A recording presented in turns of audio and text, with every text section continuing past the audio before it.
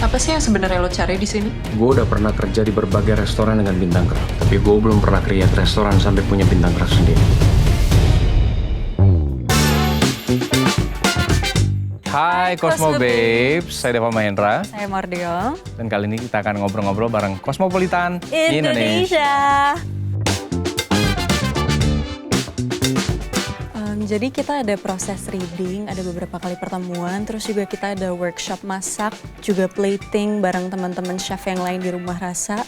Jadi kita diajarin dari potong, terus nama istilah-istilahnya, potongannya, terus juga mungkin istilahnya kayak mise en place, persiapan dan lain-lain. Kita dikasih slide.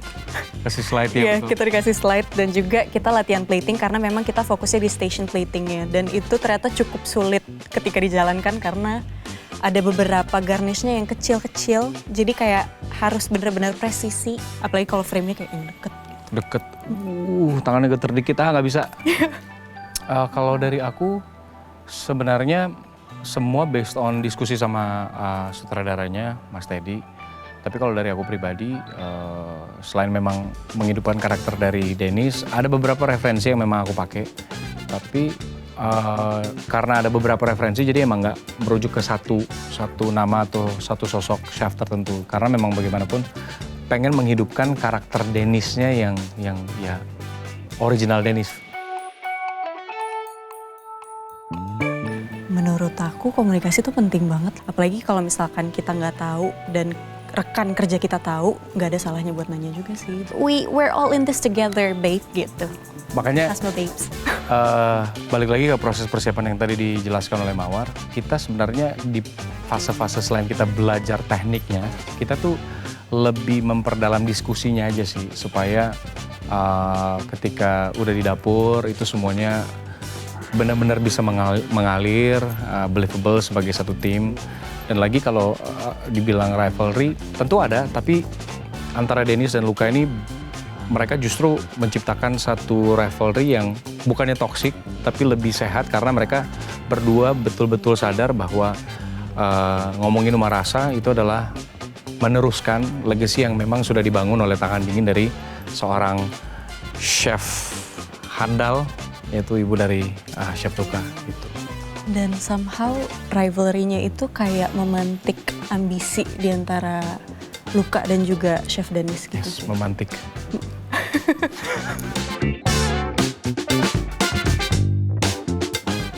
Menurut aku alasan pada akhirnya bintang craft yang nggak diterima tuh make sense dan sesuatu yang mengagumkan sih. Kayak instead of mendapatkan penghargaan dan pengakuan, dia lebih milih untuk melakukan semuanya dengan hati, dengan memasak dengan perasaan cinta gitu. Jadi itu sesuatu yang luar biasa menurut aku. Dan ini juga kayak jadi prosesnya Luka menemukan dirinya sendiri, menemukan dish yang benar-benar menggambarkan dia dan menu yang menurut dia banget. Pada akhirnya dia udah gak mikirin pengakuan lagi dari siapapun, dari ibunya, dari siapapun gitu.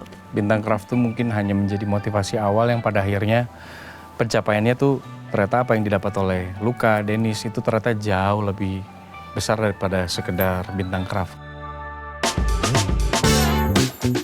Bergabung di dalam ensemble Luka Makan Cinta, menghidupkan karakter Dennis, itu ngisi banyak kekosongan informasi saya, terutama tentang kehidupan chef secara pribadi dan secara umum kehidupan dapur. Bagaimana orang-orang di dalam dapur berinteraksi, kemudian secara traffic. Jadi ternyata kita yang selama ini datang ke restoran kita hanya tahu pesan aja, itu di dalam ternyata ada sistem yang sedemikian rupa sudah dijalankan dari dulu banget, yang akhirnya bisa memuaskan banyak sekali pelanggan. Akhirnya baru paham gitu, baru ngerti juga makna dari hot dan cold kitchen itu literally seperti itu. Hot kitchen memang tempat di mana situasi-situasi yang dikejar-kejar waktu itu terjadi. Cold kitchen mungkin yang lebih lelo, tapi ternyata nggak se-cold itu juga. Karena semuanya tetap ada timeline-nya, ada deadline-nya. Jadi seru sih karena begitu kita masuk ke dapur kemarin tuh kayak masuk ke dunia yang berbeda aja gitu. Karena cara berinteraksinya, cara komunikasinya, flow-nya itu udah kayak ada metronomnya gitu loh. Kalau dari aku setuju banget. Banyak banget yang kita nggak tahu sebelumnya tentang kitchen, dan akhirnya setelah syuting serial Luka Makan Cinta, akhirnya tahu lebih banyak gitu dari kitchen, situasinya, gimana bersamaan dengan suara-suara alat dapur, kita harus tetap bisa ngobrol sama teman-teman kita di dapur.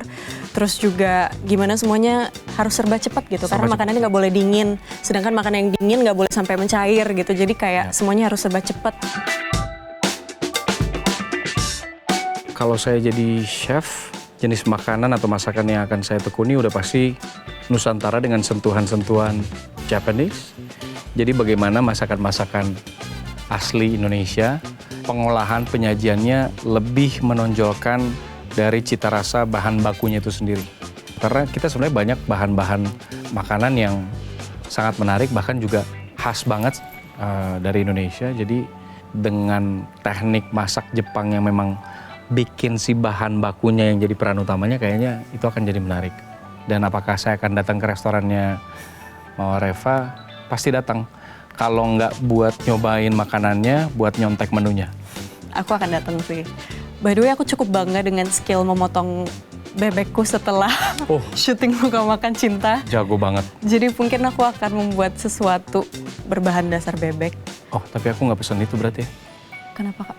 Ada menu yang lain dong? Di restoran kamu nanti? Ada. Oh ya udah. Okay. Benar, tapi tetap harus yang kayak agak menunjukkan skill yang kita dapat kemarin. Yes.